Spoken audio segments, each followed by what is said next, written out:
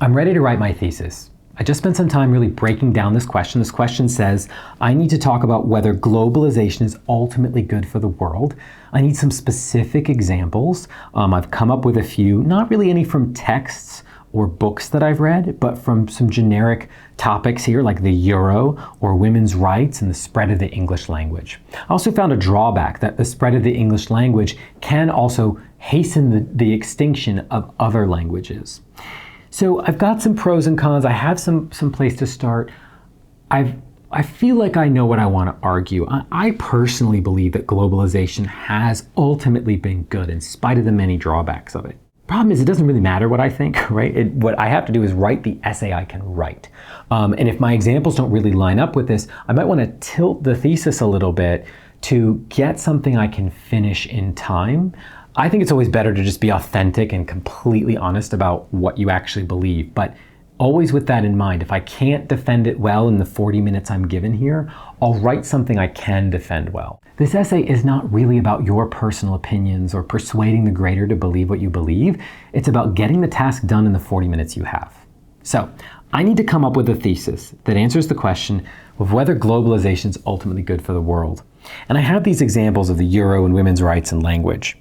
Now, a bad thesis is one that doesn't follow what the rubric says. And the rubric here for question 3 for the argument essay is the same as that of question 1, the synthesis essay. I need to respond to the prompt with a defensible thesis that should establish a line of reasoning. So I'm going to say, and here I can use this language of in spite of. So in spite of the many drawbacks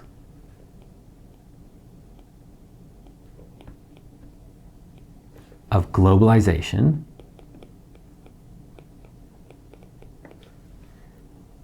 it is ultimately a force for good in the world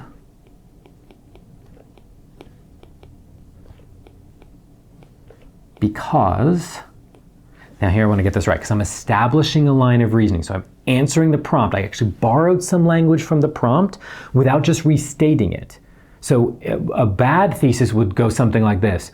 Many people believe globalization is a good thing, and many other people believe it is a bad thing. Who knows what the truth is? Or if my thesis does something like, globalization is a complex phenomenon in which people in the world are interacting and integrating more than ever. I just repeated the prompt and presented that as a thesis without responding to it. So I'm responding to it in spite of the many drawbacks, which I'm acknowledging, of globalization. It is ultimately a force for good in the world because, and here I want to think about the examples I'm going to use and try to use the thesis almost to forecast what's going to come in the essay, right? If you're the viewer at home and you want to know what the weather's going to be like in 2 days, it's the thesis statement that's going to tell you. So it's a force for good in the world because globalization helps disseminate positive improvements, such as women's rights and the spread of language education. Now, when I actually write this in my essay, I can refine it a little bit. It's not like the world's best sentence. I can also scribble here. I want to kind of get it right before I move on. But the point is, my thesis cannot just restate the prompt. It cannot be some generic definition. Globalization is a complex thing where many people believe many things, and it has to establish a line of reasoning. It says in the prompt that it may establish a line of reasoning, but you really want to show that off here. So the final result is a thesis that I can use to earn this point as I write my essay. It's also given me a blueprint for how to plan my essay.